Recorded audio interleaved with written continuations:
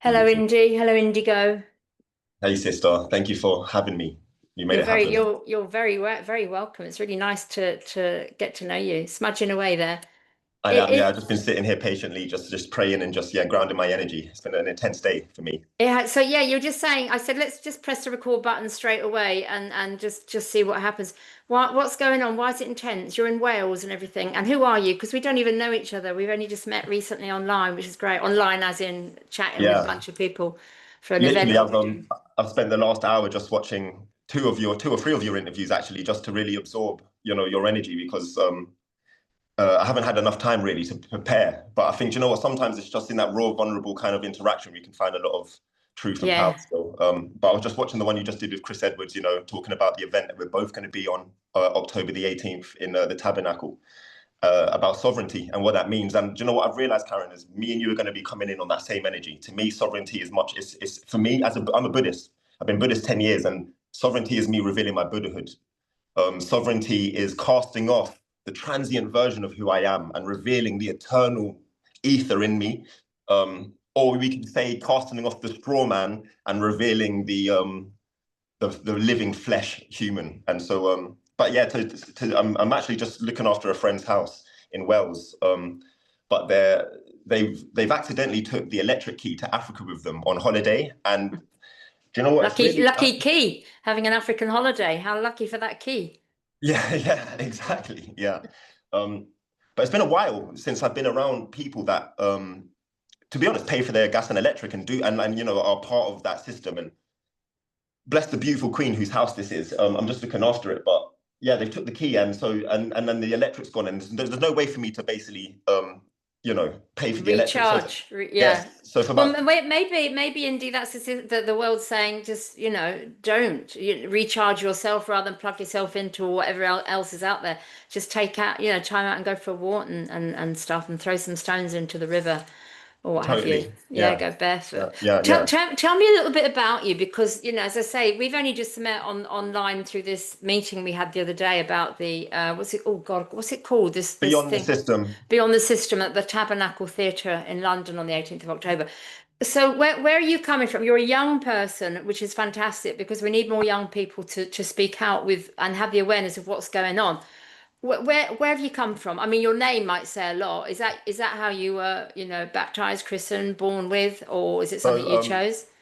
when I was 11 years old, there was a plumber in my aunt's house, and I was having a party with all my cousins. And he took me aside and he said, "You need to know that you're an Indigo child." And from 11 years old, that name just stuck with me. I was born Aaron, but yeah, that's just what stuck. And people call me Indy. Yes. And then I kind of went on the journey of finding out what an Indigo child is, or and all these Tell different us. things. Let's tell the people that are listening to this what an indigo child is. Well, do you know what, Tim? I try not to put too many labels on things. Indigo Hmm. is just my name, but I definitely recognize a truth in that there's a certain quality to different generations, and we have different keys towards the new paradigm that's being ushered in. Yeah, and the Indigos, a generation, kind of like the 80s and 90s. We're here to be we cut back the family karma. We're the black sheep. We're the ones that see the world differently quite easily. We want to invest in different things like being off grid and that kind of energy, and like we're just on it fast. And so that's kind of what, and like, briefly what an indigo child is. Um, I would go deeper. The only thing I would actually personally label myself as a Buddhist is a bodhisattva. I definitely resonate with the idea of what a bodhisattva is, someone that's, we're here to basically be of service, but not in like a passive way or a way where my life, like I'm here to also have the most amazing, incredible, orgasmic life and to be happy myself. But by giving and by helping and by sharing, actually I illuminate my own path. And that's kind of what a bodhisattva is. And it really resonates with me a lot. So yeah, that's Indigo. Where I come in with this is, so Alex, who's kind of the founder of the Ascending Tribe, the person putting this on, she's basically my best friend, one of my closest people, and she's been doing this a lot longer than I have. But I've come on the journey with her, and now we're kind of like starting to co-create things together with Chris. And I'm nomadic in nature. I'm just completely, just even by having dreadlocks, it's a sign to be against the system. So my very life, I'm not in the matrix as much as I can be. And so we're building this together, and it's an honor that we're starting to, like, people that I've been looking at for years and are going to be on this stage sharing it with me as we kind of help, Yeah. you know? Do you know, I got to say a couple of things here. I hate butting in when people are on a roll. You know, when we do these chit chats, as I don't call them interviews, I just call them like conversations, and they're raw, like yours, they're raw. And a couple of things. When you said about what did you say? Not Buddha. You said something else. You're living a life as a A bodhisattva. bodhisattva. Okay, is that Yeah. how is that the term that a Buddhist will a Buddhist will live his life? Yes, fundamentally. Okay, Yeah, yeah. yeah, yeah, yeah. But and you described something that I can recognize. It's and I would liken it to sort of Christmas or birthdays. So when it's Christmas or it's a birthday, as a child, we love receiving, we love to get the gift and open it and say, oh, it's for me, it's lovely. Then as we mature and get a little bit older, the pleasure we get in giving is actually much more enjoyable than receiving. And it's Yeah. like, you know, Indigo Children or whatever we want to call it, is you've missed that part. You've come straight in and you're giving, you know, Yeah, and yeah, which yeah, is just which is amazing. And we need yeah. more young people like you, whether they're indigos or whatever they are. But I remember because I've got kids your age in their 20s, and when it's like, oh, you've got Indigo Children and stuff. Have I? Okay, and I've got the books and read about it, and but here's one, you know, in action, and I love it, and the fact that you're young doing this. And the other thing about your hair, I love your hair. My Thank you. hair, my God, well, my hair does it automatically. I go to sleep and I wake up and I've got these dreadlocks, and I'm trying to brush them out, and it's as frizzy as anything. And people say, why do you have dreadlocks? I think, well, it's not really my thing. But yeah, freedom. I love it. The freedom. You don't have to, you know, brush it and comb it or plait it or Yeah, anything. It's yeah. just there. My mum actually wants to get dreadlocks. She has hair like you, kind of like Caucasian, softer hair, and she wants to get dreadlocks. And me and my mum kind of, it's funny, we go through the same awakening at the same time. So we just started getting like, I got a tattoo on my face and on my hands, and she started doing it as well because we just started thinking like, yo, just like I'm not part of this world. So I'm just like, let me, you know, my whole life someone said, you don't get tattoos on your hands or face because, you know, like you won't get a job. Well, I don't want a job. Like I've got like in this world anyway, you know. And I was a model, I was a catwalk model. So it's the kind of the way that I started seeing the way that everything's dark is through that avenue. I was a catwalk model until basically until 2019, just before the pandemic.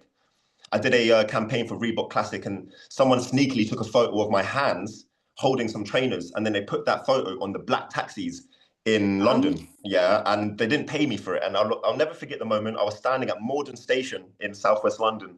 I didn't even have enough money to get an Uber, and a black taxi pulls up in front of me, and it was my hands. And I know them kind of jobs, they're talking about 50 grand plus yeah. for a black taxi job. And that was the end of my career. I'd finally said, you know what, I'm done. You know, I've seen so much darkness. I've seen the human trafficking, the unalive. I've seen too much of it. That was kind of when I then shifted just before the pandemic, and then 2020 came. One of the biggest gifts and shifts as we've moved into the age of Aquarius, or whatever you want to call it. We are moving into a whole new age, and that was one of the big parts. You know, Agenda 21. And I basically just started speaking out. George Floyd died, and I could see it was all a manipulation. I could see that they were weaponizing Black trauma in order to keep us going around. They want us in Yeah. duality. They don't want us to rise above the duality. So they're doing that right now so much with the migrants and all of this and that. And it just became so clear to me, like crystal clear, that I am here to be a voice and to kind of navigate what's happening and to kind of decode it. Like Charlie Kirk died, and it's like, let's decode this as quickly as possible. Like that's just where my brain goes. And so, yeah. Well, that's interesting because I was watching one of your videos yesterday or this weekend. I've been in the car a lot this week, 4 hour journey up, 4 hour journey back. And this is an interesting thing. This is what is interesting. I had a meeting with some people that have got some great ideas about setting some community councils up, which I think is a fantastic way forward. And as I was driving, a colleague, let's say a friend, a colleague contacted me and said, "Oh, have you got Matt Letizier's number? Because I'd love him to come and talk at an event." And I said, "Oh God, I'll have a look." I said, "I haven't spoken to Matt for a couple of years. He was on my Wise Women show a couple of years ago. I've never met him in the flesh. I'll have a look." And as I got to traffic light, I had a look and I said, "Oh, yes, I have." So I just left him a voicemail saying, "Hi, Matt. Somebody wants to, you know, have you talk. Is that possible? Can I share your number?" I would never give out numbers unless I've got permission. So he voicemailed me back, "Yeah, not a problem. I'm not available that date, but just pass my number." So I did that and carried on driving, went to the event, had the meeting, got up, and then all the people were coming. I said, what are all these people coming in for?" They said, "Oh, we've got another meeting. We've got a presentation." I said, "Oh, that's interesting. Who is it?" And they said, "Matt Letitia." I thought, oh my goodness me. So, you know, and I went up to him and hugged him, and I just explained the story. And it puts a smile on your face because, you know, these are signposts that the synchronicity, as Carl Jung would call them, that there's, they're not coincidences. These are signposts to say, look, you're on the right path here. Keep going, because quite often we don't want to keep going because it's exhausting. Yeah, There's yeah, not yeah. everybody needs to stand up and do something, and people are doing stuff, but most of them are just pressing buttons on the keyboard saying like, I don't like, or put in the comments, where we really need a bit more action. And I'm not talking about going to protests and stuff like that. I mean, it's actually coming together and creating community. Can I Yeah. just go back? So you mentioned the George Floyd thing, which was, yeah, it was for most of us. It was like, oh God, this is such a, a red flag. Now this other thing that's just happened, the bloke, I won't say his name, you've already said him, because I don't want to get chucked off, because the last video I did with Tess Laurie, great video, got chucked off because of what she was talking about. So I've been mindful of what I'm saying. And I can't upload this until next week anyway. I've had I'm on the naughty stare for a week. Well, I can, And so we'll yeah, attack it you from can my do it. angle. Yeah, good, Yeah. you can do it. But so the bloke that's just been the very nice guy, from what I didn't even know who he was until I realised everybody saying, "Oh, this guy's been shot in the neck," and he's a real do-gooder and everything. Now I'm seeing some people saying that wasn't the case, like the George Floyd thing. He Yeah. hasn't been shot in the neck. It's all staged again to create more divide and conquer. What do you think? What's going on here? And again, Uh, this is just our opinions, isn't it? yeah, Nobody's yeah. This actually is got the proof. just, Yeah, we must just say that this is just us having a chat about it. and that's the beauty of a heart-to-heart dialogue. When there's respect, yeah, Yeah. you can just share your opinions. As soon as people get Yeah. uncomfortable, because I'll just share my truth. So first and Yeah. Free foremost, speech. it's exactly like the George Floyd situation. It's a false flag. This person that's just been unalived in America, so connected to the president. Just before he passed, literally before the shot happened, there was an airplane that arrived half an hour before he passed, and then just after, and then went away again after he was unalived, and it was a private jet that hadn't flown anywhere in 2025 until that day. Also, when he was shot, there was a ring on his finger, and then the moment he got shot, it went to another finger. So we're potentially talking about deeply advanced AI, and at this point.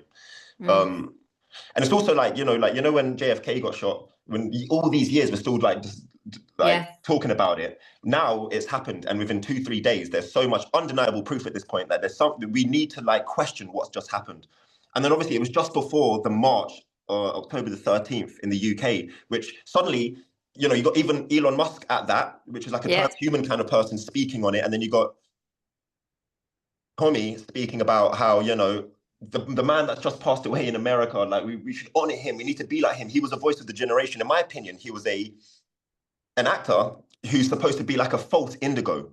They want people like a false Indigo. So everyone's looking to him. And and me personally as well, I'm not a Christian. So when everything's too Christian and religious, it's a denser vibration than the heart chakra, moving up into spiritual kind of conversation. So this man was just here to basically spark more division, more duality, and more right wing, left wing, and in my Yeah. opinion, to eventually bring about what's called a coup d'état, which is an internal civil war.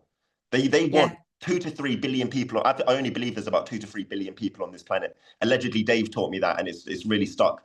They want 2 to 3 billion people on this planet unaliving each other because they can't themselves. And the idea of nuclear weapons, in my opinion, is the biggest psyop. Get everyone on the top of the planet to be so petrified about this thing, which is absolutely scary. Well, they don't realize that the new lamppost outside your house is affecting your mental health. It's controlling you. China can hack it. Like the secret weapons, which are right in front of us, the propaganda and EastEnders. Yeah. People don't realize these weapons, which are right here, and they're so scared of these things like nuclear weapons. So Well, what about these things? These things that we can't live without. I mean, the Black hopefully Mirror. yeah, yeah. And we've all got them in our pocket or down our bra or whatever. Oh my God, I've lost it. Where is it? Because we've got hooked. Our life is on these damn things, and I live very happily without them. But now, I obviously I depend on them, but just take a picture or just leave a message. It's just a constant, a big Yeah, weapon. Yeah, yeah, yeah, yeah, yeah. And yeah. I grew up just at the tail end of this scary thing with the nuclear. I remember reading books or like cartoon books, like what are you going to do when the bomb comes? I thought, oh, you've got to hide under a table and stuff like that. And we all like as a kid just expecting it. I mean, how old? I'm 62 now, so as I said, I was at the tail end of it, but it was still floating around. Yeah. And so it's really scary how they can manipulate us through media, through TV, through education in quotation marks, the whole lot. And Yeah. I Yeah. Yeah. also remember watching all the cowboy films with my family as a kid, and always thinking the Americans are going to come, they bring in the cavalry, they're going to come and rescue us and stuff like this. And when I'd have these fears as a child, like, oh my God, we're going to be at war, but oh, the Americans will come and save us, Yeah. because that's what was being put in here until something happens and you think, hang on. No, I'm not having any of this. This isn't right. But Yeah. it's got to take something for every individual to trigger them or to wake them up. Something has to happen to we cannot we can tell people till we're blue in the face, Yeah. Yeah. this is what's happening, but they're not going to have it. They've got these bloody blinkers on, the majority, and they have to take these blinkers off themselves. Take the horse Yeah. to Yeah. water, Yeah. but you can't force them. Unless, I mean, what are your mates like? Being a young person, have you got a lot of mates that know what's going on? Do you know what? I'm very lucky. Just be the nature of who I am. I've been around a lot of kind of spiritual communities and off-grid communities for a long time now. So I have a great network, but we're all around the world. My physical human friends, like friends from school, there's two that I can actually say that I like. They're with me and they're behind me and they're backing. I've got friends, and it breaks my heart truly that I've got so close to me, and I'm seeing them on Instagram uploading photos of their children and showing the world. First of all, disgusted that you would do this. You're just like, you have no idea how, I've got AI applications which can take a photo of anyone and put it into any situation. I just can't, like, the disrespect for your children. That's the first thing. But anyway, they're having their children, right? And they've followed me for years. They know what I'm about. They know I talk about the straw man. I've spoken to them and shown them irrefutable proof that your child becomes a slave. It's considered dead and lost at sea after 7 years old by the system, maritime law. All of the and so they know this, but then it's just easier to acquiesce. They've just met this girl and just like, oh, let's just go into the hospital. Let's just jab it with a K vitamin because Indigo is just some guy on YouTube. Yeah. And it breaks my heart because it's like, don't. This is what I'm hoping to talk about on October the 18th. Sovereignty is dignity to me, to actually say, do you know what? I'm gonna, even if it's difficult, I'm going to do what's the right thing. And so if I have no children, but when I have a child, I can't wait to meet the person I'll have the child with, and I'll just have like a doula and me in that room, and that's it. Like, no registration. When you know that when you register your child to the system, you're now the parent, a pair that rent the child back from the government. It's just so satanic and dark in nature that when I see friends that know all of this, but then, I guess you would say they're more 3D. I don't like to labels again, but to not even inquire or to ask me, oh, bro, like, all that stuff, I'm about to have a child, is because it's easier just to have cognitive dissonance. And I feel so alone because I have my cognitive dissonance doesn't even exist in my brain, that I'm just like, where's the dignity? Where's the warriors? Where's the empowered men? Which is, there's hardly any, by the way. They're out there, but in my generation, I keep trying to find men that inspire me and that I love, and then something happens and then they talk about cheating on their girlfriend on a weekend or something. I'm just like, I know. don't you Yeah. Yeah. understand what cause and effect is? You know? Yeah. So Yeah. It's really frustrating, but I guess so many people are in fear, because again, what they've done, to us, how they've educate again in quotation marks, but the stuff that they've indoctrinated through us, and it's very, very clever because it's not just happened overnight. This has gone on for a long, long, long, long time, and I think it is the biggest battle. It's a spiritual war we're at, and I think it's the yeah, biggest one of all time. I don't know about Atlanta or Babylon. I don't know if I was there. Maybe I don't know. I can't remember. But this is massive, and I think this is the battle of all battles. To be honest, I um, agree. I and agree. This and is yeah, this is it. this is it, and that's why I think it's amazing that we're here. You and I are having this conversation, and technology is amazing because you're in Wales, I'm down in Sussex, and if there wasn't this technology, we couldn't be having this conversation, which is amazing. So it Yeah, has really served its purpose, and there is a place for it. It's like you have a dog, isn't it? Dogs can be really well behaved, or they can be naughty. It depends on the owner. Same as a child, they can be well behaved or naughty. It depends on the person that's teaching them. So it's down to us. And again, going back to the sovereignty issue, it's taking responsibility for ourselves and not passing that on to anybody, yeah. absolutely anybody. And that's why it's amazing that you're a young man, that has this truth. And I don't know, how old were you? Did you say, or did you? No, you haven't said when you actually started realizing, hang on, the world is not what they have told us. So I'm 32 now. My first ever spark was Neil Donald Walsh, Conversation of God. Yeah. Yeah. and I can't again. I think it must have been before I was 11. I think it was, but I was very young, and my uncle bought it for my mum, and then he bought me the child version, and I read the child version in it. I'm someone that reads a lot. I think that's another thing which makes me slightly different to many of my friends. My mum from young always just made me read, so I go through even now about 4 books a month. Even now, I'm in Wales. I'm just, you don't know if you can see him in the background, but there's just Yeah, always yeah, you've stacks got of them books. there. You know, Yeah, like when I went to India and I was like, the heaviest thing in my suitcase was books, and everyone's saying, yeah. "Why didn't you take a Kindle?" But it's just, my soul just doesn't vibrate in No, that. books, books, books, paper, something tangible. I know it's something you could write down. I mean, I still have a good old fashioned Filofax. Yeah, yeah, yeah, I yeah. think I got that when Exactly. I was 25. So, and I just love it. It's hard. So I think, why can't I go and put everything on a calendar? But I just love paper, something tangible, and pens, and I Yeah, love yeah. books. It's so And important to you have become so books. powerful in a blackout. Suddenly you've got a whole library Yes. here and all the knowledge, and that's one thing. I don't really have many belongings, but I have suitcases of books all dotted around the United Kingdom in friends' houses. Just like, if the blackouts do come, I'll be the new Alexandra Library, for sure. That's But yeah, it was Neil Donald Walsh, and the idea that I'm one flame, but we're all flames, and we all make the sun. That kind of like we're one drop in the ocean. That was like from very young. That suddenly just shifted Mm, everything and also I think because I'm mixed race, I'm black mm. and white.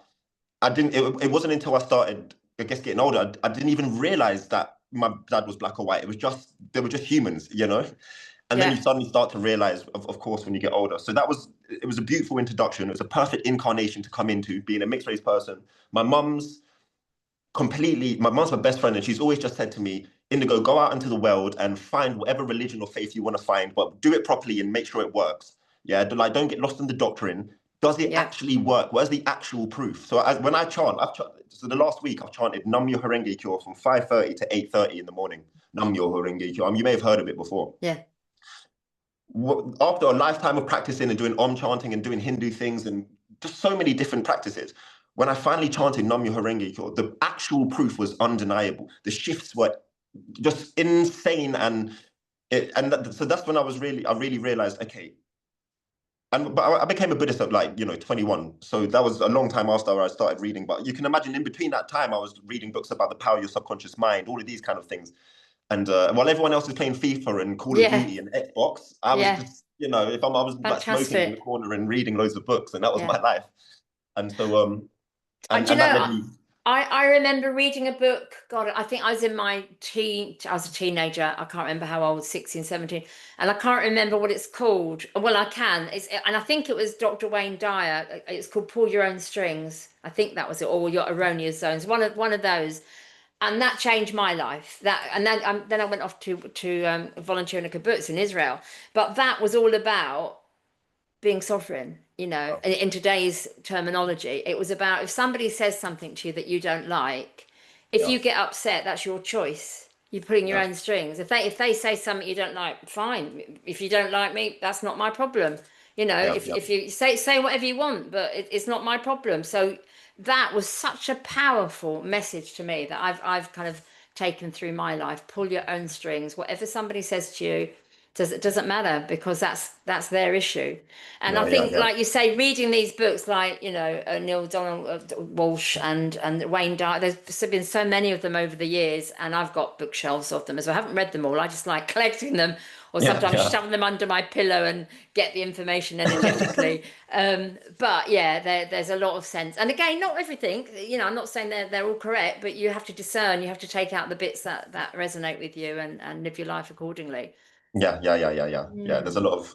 a lot of information out there. I have a mentor as well. It's another thing I try and tell young people. Always try and have a mentor in life. A life mentor. My mentor, it's not someone I've never met and I'll never will meet. He's passed away. But when you have an example of someone who's a shining example of what you're trying to be. So this man is called Daisaku Ikeda. He was the third president of the Soka Gakkai, which is an organization which protects Nam-myoho Renge Kyo and true Buddhism, because there's many false Buddhisms like the Dalai Lama. I'll say it boldly. He's a nasty person who's involved with children and all of this kind of stuff. They're put Yes. there to take you away from true Buddhism, Yes. because true Buddhism has nothing to do with Shakyamuni. The guy that everyone goes into TK Maxx and they get the head with all the snails on and stuff.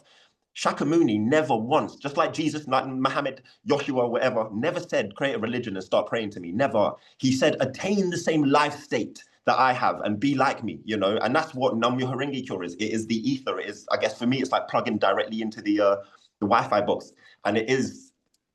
So, instead of praying passively, Jesus, come save us, or anyone waiting, that's why the QAnon, I don't know if you remember, was an amazing psyop because it was 95% truth. It was delicious. It was amazing. It was mind blowing. And then suddenly we're going to have to wait passively for some external savior.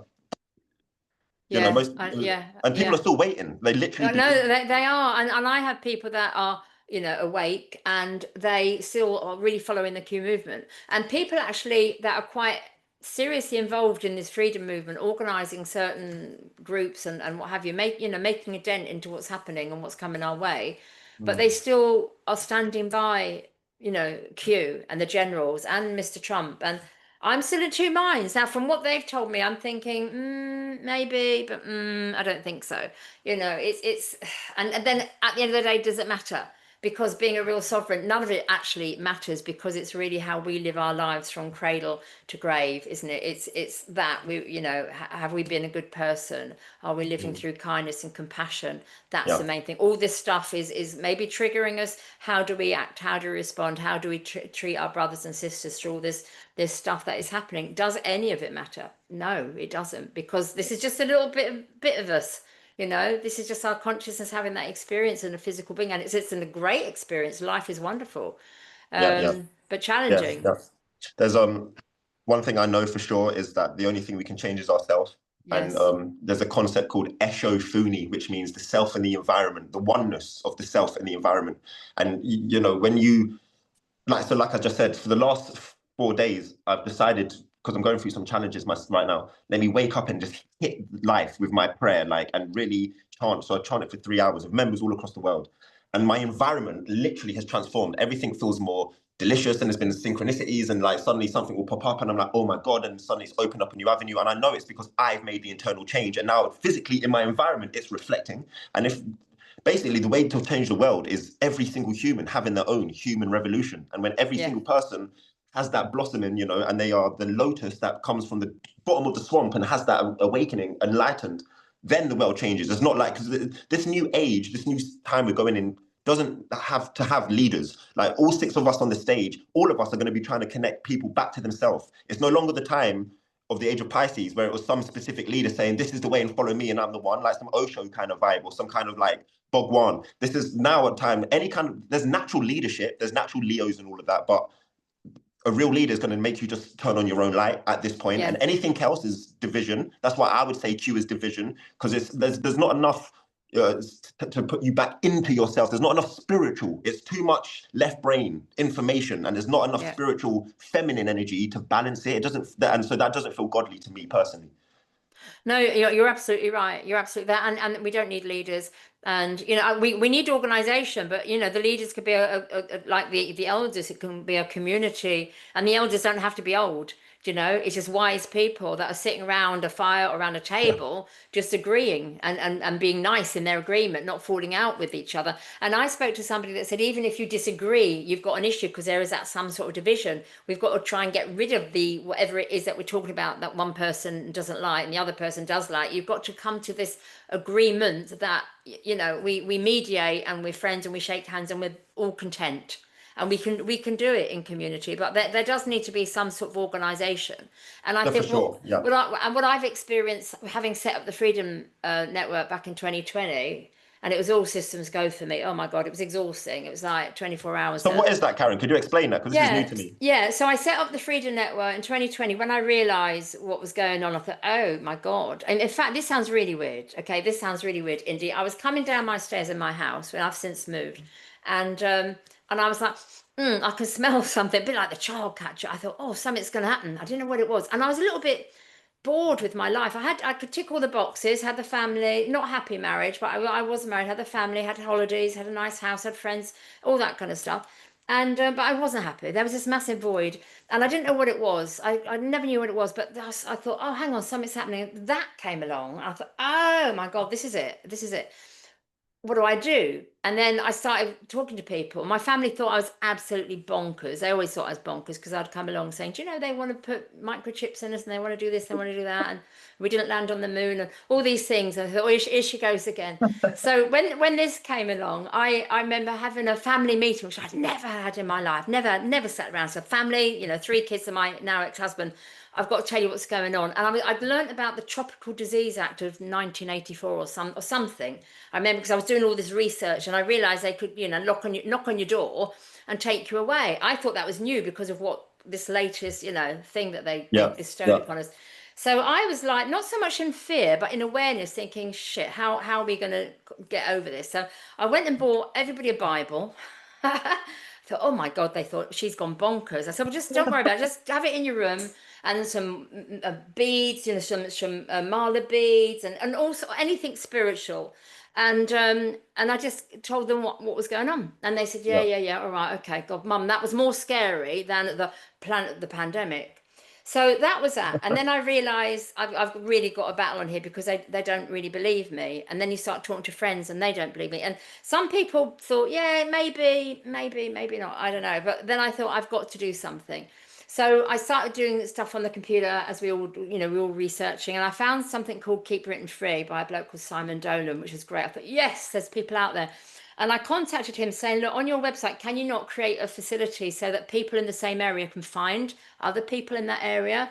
And lo Yeah. and behold, he did. I think he did it very, very basically, like north, south, east, west kind of thing. Next time I went on, there was a little group down south, and it happened to be Brighton, which is where I was living near Brighton. So I got hold of the people there, and we had our first meeting, and we met and we met and we met, and the numbers started to swell. And then I realised, and then there was all this bitching within the groups, all the stuff that goes on with all these Classic. groups, Yeah, yeah, all of it. classic. Oh yeah. Has to So then happen. I thought we need to do this in a bigger way. So I set up the Freedom Network and we did it as a proper thing. My husband at the time was quite happy to go along with it. Actually, at that time, he was saying, yeah, I'll support you in this. And he got involved and we set up a company and a bank account and we did it all properly. That all fell by the wayside. That was various reasons it just disappeared, but Yeah. I kept it going. And all it really was, Indy, was a website. So it was a website called the Freedom Network, and people could go onto the website and say if they're in Brighton, they'd tap in Brighton, and if I'd already had somebody that had contacted me, I would put their email in Brighton or Birmingham or Bermuda or the Bahamas, anywhere in the world. So that person would go straight to whoever else was creating their community. If Yeah, there yeah. was no, if they said, "Oh, I'm in from Dudley and there's nobody in Dudley," I said, "Well, you are now. You're the person." And some people say, "I don't want to be the person." I said, "Well, you want to make a Step difference. up. You're going to Yeah. take the responsibility." I said, "Just be the link and then grow your group, your tribe, your Wow. community, and da da da." So that's what I was doing, and it really took off. It took off a lot, and I think we had like 500 hubs, and I was replying to everybody 500 personally. hubs. Hubs Oh, all yeah, and all each over the hub place. obviously having hundreds of people in. Yeah, hundreds of people, hundreds of people. Wow, But wow. I didn't have, and then people contacted me. A lot of people contacted me because they wanted me to tell these hubs to do this and tell me these hubs to do that. And I said, no, no, no, no. I said it's not about that. I said it's me facilitating this Movement. website. Yeah, yeah. Yeah. This means for people to find each other. I said then they have to take responsibility. I said Wow. I will guide them. I'll tell them what's going on in my opinion, and I would say get food, get land, take your kids out of school, look after your in every aspect of society, start taking Yeah, responsibility. yeah, yeah. And that's what I think a lot of them were doing, and they were looking to me. Many of them were looking to me for advice, and I'd give them my advice. I said, but it's common sense to me. It's Yeah. common sense. But if you haven't been on this page for a long time, you were new to it, you were a bit scared. So that's what I did. And then I realized all these, not all of them, but many of the hubs were having these massive issues, and they were coming back to me, contacting, saying, well, he did this and she did that, and I don't like them, and da da da da da da. And I said, and am I your mother? Have I got Yeah, to yeah. sort it out? Am I your teacher? Sort it out yourselves. Do the inner work. Do this work. It's a spiritual war we're at. Sometimes they weren't grown men. There was a couple of grown men. They were bickering. They were sharing things on one of the channels I had on a Telegram channel, and they didn't like what each other was sharing. So and they'd contact me privately saying, well, he said that and he always says that, and it was like having bloody children. Yeah, So yeah. I thought, what I do, I said, what I'm going to do, and I did this publicly. I said, look, these two, because people would say on the channel, on the Telegram group, can you not remove these two guys because they're just bickering and it's a waste of energy looking through it. I said, what I'm going to do, I'm going to put them both into another group called TFN Bickering. So I'm not actually removing them, but I'm going to put them over to bickering. And if anybody wants to go and listen to them, go and join. You can just Yeah, jump yeah. over there. And that's what I did. So I put them into bickering, and of course I didn't like that. And I thought, well, go and sort it out yourselves because you're just being so totally Disruptive as well, isn't it, to the all of flow? it. Yeah, to the flow. And then you realize, and this was happening all over the country and all over, probably all over the world, because it's human nature, it's human nature that we fall out, but we're not very good at sorting out our differences and doing that inner work. We get upset, we get angry, we get bitter, we all sorts of stuff. Then people Yeah, yeah, saying, oh, yeah. you're doing it for the money, you're greedy, you want it for the power. And I said, really, we have to do the inner work. And I thought, I can't do any more for these people now. So Yeah. I'm just going to close it down because it was exhausting. I was financing it myself. I was also running conferences. I did, I think, 14 conferences, Uprise and Shine, it was called, all over the place. Wow. And I would self-fund that, and then when I'd make the money, I could take my money back out and then put the rest back in to do another one and another one, another one. And I'd pay the speakers as much as we could afford to and what have you. But I was Yeah. really trying to get this information out to people. And then I realized I've done my bit now because of all this bickering, because of this divisiveness within each group. I realized we've got a long way to go. I said, Yeah, yeah, yeah. I can't help people. I can't help people. I can help Mhm. people on a spiritual basis. I don't Yeah. even know enough about the common. I mean, I know enough about common law, but that is not the answer. Not paying your council tax and and all that.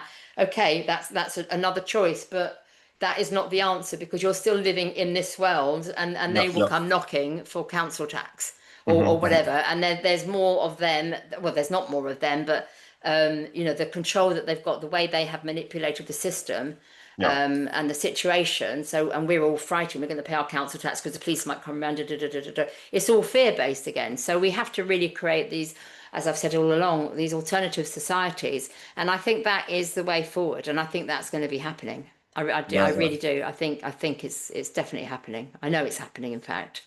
Yeah, But yeah. It's I heard Chris say this when you both had your conversation last week that well I see like the old system is like an old dead forest, and instead of going down and like chopping it all down and ripping down the old system, we're like just the fresh vines that are going around the old trees, and we have to like just co-create a different timeline next to their timeline in a way. And also like for myself, I'm in a position where no kids, I don't have like no mortgages wrapping me around the neck for the next yeah, like 30 years, so I can really give everything to basically like starting to literally I came from, I don't live there anymore, but I was living off grid in Portugal for half a year deep in the mountains, just preparing myself, training myself what it's like to be able to be self-sufficient, learning about permaculture. Like just it's starting to train yourself to live completely different and start to have the yeah, dignity to unattach yourself as much as you can from this system, while like even if it's as simple as, I say so many people are like, oh, I just don't know what to do. And I'm like, well, you could just have loads of water tablets so that if there is a problem, you know how to purify some water. Like these small steps, yeah, yes, will open you up, and then new things come. It's just the tiny steps. Like, have you got enough water? Have you got tins of food? Because we all saw what happened in 2020. We all saw how people were fighting for the toilet roll, for the rice, for the petrol. Like, do you have these small little things, a Bunsen yeah, burner? And when you do that, then you start to like, it's like you're showing the universe, okay, I'm taking a small step. I'm so overwhelmed. This is massive. I'm just one small flame. And I'm trying to, but please show me. I'm having the courage. And then you meet yeah. someone, and then and then it grows. But so you said you had 500 hubs. I saw in one of your other interviews as well that you had like, I don't know if you still have it, but you have schools around the world, or you was helping to build schools. That was different. Yeah, no, before that, yeah, I set up a charity. Now that was an interesting thing. I set up a charity called Friends of Chima and Kizzy. Kizzy's my nickname, Kizzy Frizzy. And yeah, it happened to be in Sierra Leone for various reasons. But yeah, so we managed to build six schools. I started working with a guy over there, and we got six schools in Sierra Leone, which is Wow. in the northern part of the country where they've just been forgotten about. Yeah. And that was on the back of, they had a massive mudslide. I can't remember how many years, this what, 10 years ago, they had a massive mudslide. And the friend of mine, bless her, she's passed now, but she had a charity where she was going around the world, third world countries, feeding children, orphans, which was lovely. And she invited me to go. When I saw the mudslide, I said to her, why didn't you go and help the people there?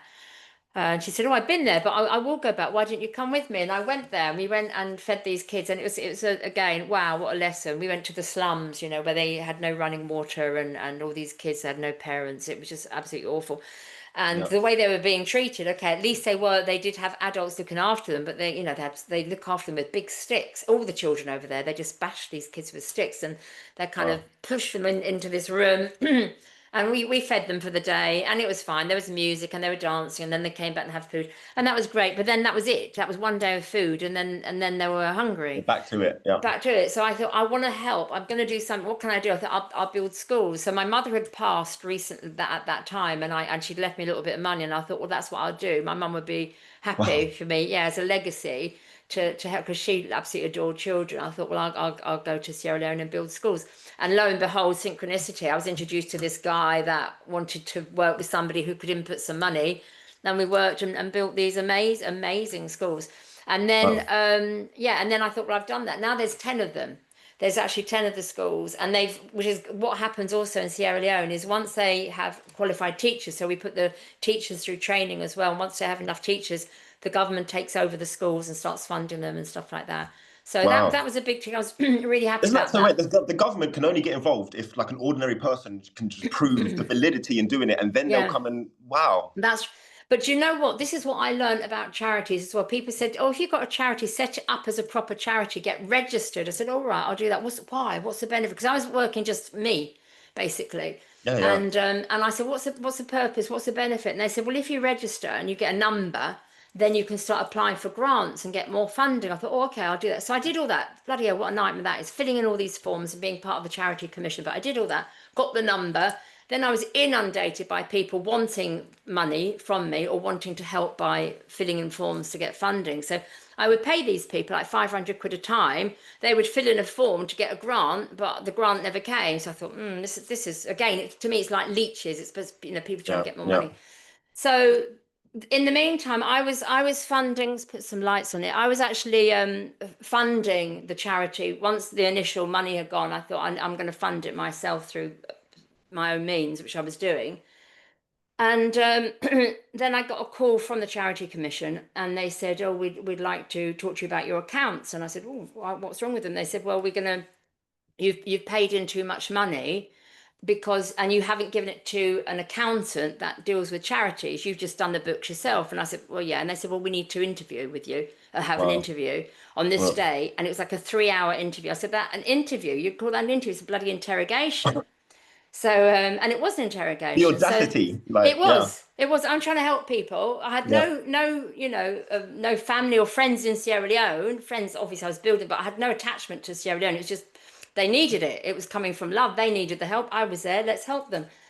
And this guy, oh God, So he's trying to prove that you're basically not doing fraud. I'm getting basically, right? well, yeah, it was. It's yeah, and that yeah. This was the early stages because I tried to transfer some money to America last week, and they wouldn't let me. That took me forever because it's to look out so much fraud, so much dodgy things going on, and I'm sure there is dodgy stuff going on the in the banking system, and sending money. But I knew where I was sending it anyway. That's another story. But so Yeah. this going back to this, he wanted to interrogate me about my charity and where the money came from. I said, "Well, you can see where it's come from. It's come from rents because I've got property I let out, holiday lets. You can see everything's justified and then validated and backed up by paper." I said, "Well, yeah, it's all very good, but it's a bit like the Karen Dodd charities." And I said, "Well, yeah, so what? Yeah, so what? Nobody else wants to get involved. I'm happy to do it." He said, "Well, you can't do that." He said, "Because you're registered, we have to know everything that you're doing." And I said, "What do you mean everything?" And he said, "Well, if you go over there, you've got to be careful about the safeguarding if you're sending people over there." I said, "Well, I'm not sending people over there. It's just me. I go over there." And he says, "Well, now it's registered. You need to tell people that you're going there and what you're doing." And I said, "So you're saying if I hop on the back of a motorbike, let's say to get from A to B, I have got to then say who I'm seeing, why I'm A going there, receipt. what I'm doing, yeah, everything, and get a receipt." And he said, "Well, yes." And I said, "Well, half these people that drive these motorbikes, they can't even write. Yeah, This is Sierra Leone. They yeah, they yeah, they haven't got a pen. They've got nothing." And yeah, he said, yeah. "Well."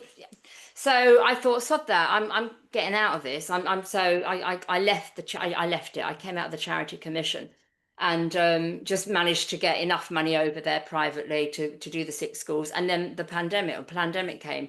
But whilst I was there, Indy, this is what I also learned when I was over in Sierra Leone. Um, they did a big opening of one of these schools in Rabonka, and they named the school after me, which was really sweet. I didn't want them to, didn't really like Wow. them to, but What's the name of the they school? The Karen it's School. called Karen Dodd. Yeah, Karen Dodd School, and you can see it in Rabonka. Yes. Yeah. Oh What my about your God. mother? Did you Yeah. ever get to name one after her? No, no, I didn't actually. I think they might have. No, I need to go over because they've got the 6, but I should have done, shouldn't I? But I didn't know. I just next time I went, they said, "Look, Karen Dodd School," and they sing songs to you, Karen Dodd, we love you, Wow. and it is really, really sweet. It's absolutely sweet. She's a But messiah again, to them. and anyway, when we were opening, I had my son and my daughter there as well because they were on the part of the charity, and they came over to support me on this occasion. And we sat all day, literally all day in the sun. There was a bit of shade, and all of these people, they're used to it. They were sitting outside the shade, just waters and bananas. That's what we had, and we listened to the 14 different villages there were. This school would it would help 40. All the kids would walk from 14 different villages. Wow, man. So we had to listen to every village speaking their local language, their colloquial language, saying thank you, thank you, thank you. And I had to say you're welcome, Wow. you're welcome, you're welcome. And it had to all be translated. So it was a very tiring day. Yeah. One guy, he said he could speak English. He was well educated, and he was a Muslim guy because he said, "Oh, we thank Allah for bringing Karen over here, Yeah. and Allah's, and hopefully Karen will build a mosque and all that." I thought, no, no, no, no, none of that. So, and then he, It's getting deep. Yeah. yeah, and then he said, "We have waited." This blew my mind. He said, "We have waited." The first charity that came back in 1970, Wow. 1970, came and promised to open a school, and they never came back. And now Allah's brought Karen Dodd, and I was Wow. absolutely horrified. I thought, my God, these people were told like 40 years ago that they were going to get a school. So these official charities, they go in, Wow. and then they with their 4-wheel cars, and they take pictures, and they're in their khaki, clothes, and take pictures and everything. And then they go back and stay in their 5-star hotels and drink wine and beer and do sweet pool. And I thought, this is just awful. And this again was me looking into the side of the charities and how corrupt some of these charities are. I'm not Yeah, saying yeah, all yeah. of them, but Definitely yeah, the big ones. Definitely, definitely the big we're ones. exposing the big ones on Company House right now. They're all complicit in the fraud.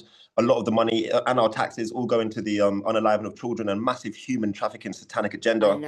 People always wonder, where does the money go? All these trillions. Well, the answer is very clear, and it's in the underground world and everything that's Yes. happening underground in that inner earth, and the blood of children. And we're exposing some crazy stuff right now, and it's just like, so the only way is when literally to be a Karen Dodd, and to like just To do it individually or come yeah. together and do it.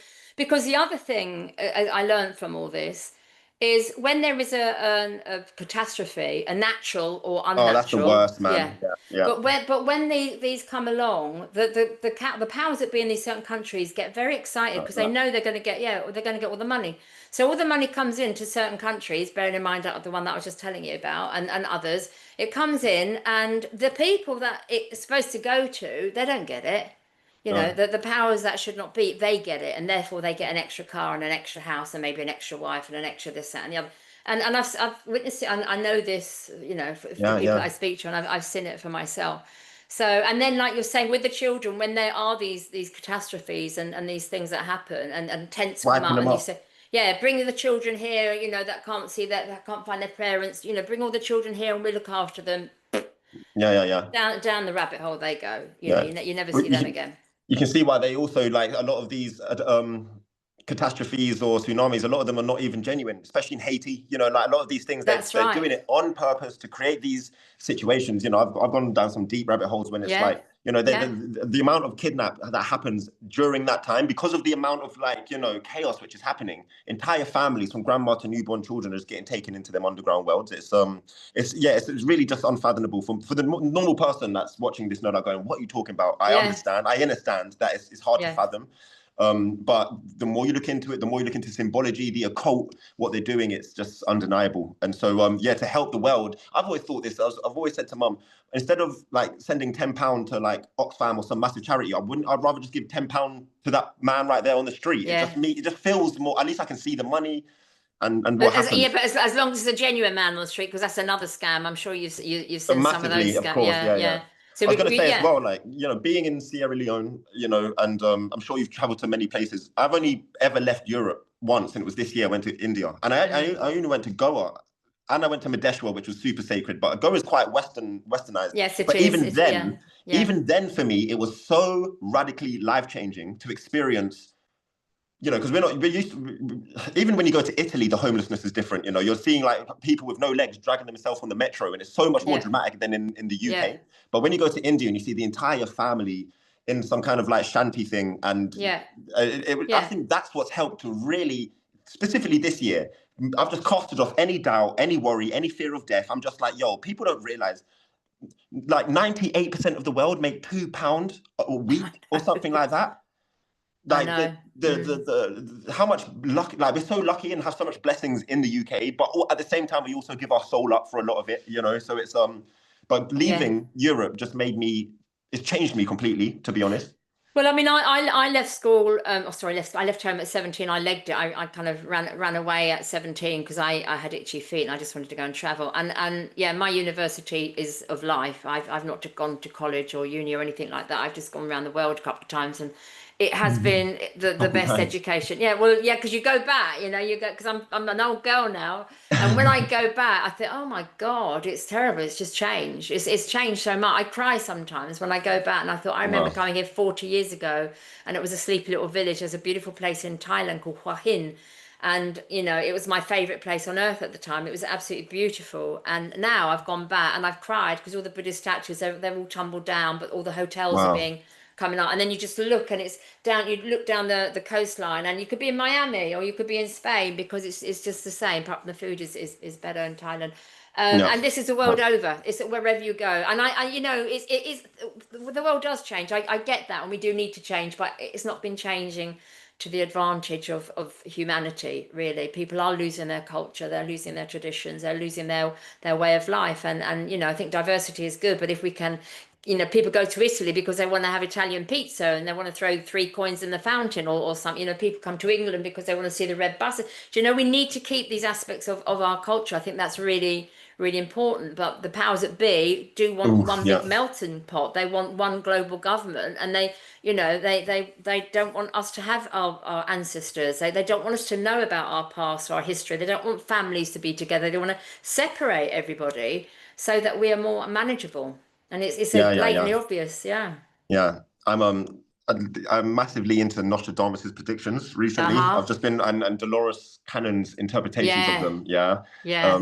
And I'm deeply studying them right now. And he talks about this time being the turbulent times, and it's an undeniable shift that we're about to go through. We're gonna, you know, if there's dirt at the bottom of this cup, this moment is pure life. Water is going into this cup. This conversation is pure life going. But what's going to happen? The sediment has to come. There's going to be people watch this, no doubt hundreds, which will have so much resistance to what we're saying because this is the lifting of that sediment. But anyway, Nostradamus speaks about one way that the cabal are going to try to, you know, take over is destabilizing all the countries and taking them away from their nationalities, their cultures, by infiltrating them from the Middle East and the rise of the third Antichrist. And Yeah. we're basically watching it happen. We are watching it It's happen. absolutely insane. The fact Sometimes that I'm like, we're wait, in can I it, even yeah. trust I like know. We're in the Nostradamus's movie. information? Like, it's like, did they write this? Is so insane what he's saying is happening. Yeah. And Yeah. I know. And we're in the midst of it. So that's why it's exciting times when I say, oh my God, it's so exciting. People think, what? You know, you can't afford to pay the bills. Yeah, but it's so exciting because yeah, yeah, none yeah. of that matters really. We're here as a, you know, our soul, as a spirit. That's what's important. Just look after the body whilst the body is on this, you know, walking this journey. Yeah, But yeah, yeah, yeah. Indigo, we should wind up because we've probably been going for an hour. I know you and I could talk forever. How can people get a hold of you? I'm going to send you this. I can't upload this, as you know, because I've been naughty, but I'll send it to you so you can do whatever you want to do with this. But how can Yeah. people, you know, follow you, find you, learn more Yeah. about you, apart from seeing you in London on the 18th? Yeah, so that's important. Yeah, the 18th of October, the Tabernacle Theatre. What a beautiful prestige place that we're going to be doing this. A place of evolution, a place where we can all just evolve and just learn Yeah, and just be together, and also evolution. to like Yeah. meet Soul Tribe, you know, and like to meet people that are going to be like-minded. And so yeah, but my main social media platforms is TikTok and Instagram. Really, Indigo Child with 2 O's though, very specific. So Indigo, like Indigo Child, and on TikTok there's 27 at the end of that, and And yeah, I'll find people in the ether and in your dreams, man. It's deeper than social media. I love that. I love Yeah, that. yeah, yeah. And yourself? Indeed. Yeah. Well, I'm really not on any social media. At the outset of this, I was on Facebook a lot and speaking out. You know, I never did live things. I never watch the stuff when I record these things. I hate it. I don't like seeing myself on camera. And then some people, you know, tell me, oh, you know, your hair was a mess, or you were doing this, or whatever. I couldn't hear you. And I thought, really. It's Yeah, about the yeah, yeah. message, you know. So, and then another friend of mine says, "Well, don't have the video; just have it as a voice." And I said, "Well, people can just, you know, No, do you know put what? It's so like it's so amazing. Alex recently, you know, she's been off camera for a while and she was a bit anxious to go on camera, and then she's gone on camera, and the response has been amazing because people just they see themselves. Like I'm talking yeah, to you, Karen. Karen, my mum's your age. You actually look basically like my mum. It's just I'm seeing my mum. Like it's just like wow. Now I can see how like my mum can draw so much strength from you, and it's better to be yeah, able to visually yeah. see each other, you know, as much as It's got possible. to be done. I think that's it. And I said it's because we're in service. I say it's like being in divine service. I know it sounds weird, but I can't not do this. I'm compelled to do this. And my now ex-husband, he said, you know, when all this was kicking off, he said, so really you're obsessed, aren't you? And I could have retaliated and said, no, I'm not. I said, yeah. Yeah. Yeah, I It's a vow. am. It's a vow we've made. Yeah, Once you've it made a is. vow, and we've made this vow from the eternal past, before we Yeah. was even born, and we can feel it so deeply. It is, you know, obsessed might be the word, but it's like it's. You, I'll give everything to this, you yeah, know. you can't not do it. You can't not do it. This is your purpose. And enjoy life and have a great time as well. But you know, this is why we're here to get the message out. So And that's why it's when people are more bothered about the way they look and stuff. It yeah, just kind of it's just like you're like the. It's just in Buddhism we say the voice does the work of the Buddha. The voice does the work of the Buddha. That's just speak. Just do it, man. Don't care what people think of you. yeah. And it's so important actually. That's being your authentic self. That's all we ever ask. Authenticity. Yeah. Authenticity. That's the key word. Look, there's a few key integrity, authenticity. Yeah, absolutely, absolutely. Yeah. So yeah, blessings to you, my lovely brother. I can't wait Thank to you, meet Queen. you. And if you do get a chance, if you're going back to London soon, then maybe do a little vid of the Tabernacle Theatre to show Yes, yeah, yeah, people, yeah. you know, We're gonna do to that. Me get and Alex will tickets. do that before, for sure. Yeah, Yeah. that would be brilliant. And people, if they want to find out about it, they go on Eventbrite to get tickets. And Yeah. what's it called again? Beyond the Beyond the System. system on Eventbrite, or on Indigo Child with 2 O's on Instagram. In my bio, you'll find it. Yeah. And under this video, because I'll put it under this video. Brilliant. Blessings. Oh, Nam my dog's just Myoho joined Kyo. me. Okay. Lots of love to you, and I'll see you very soon. Take care, sister. Okay. Ta-ra. Okay. Bye. Bye.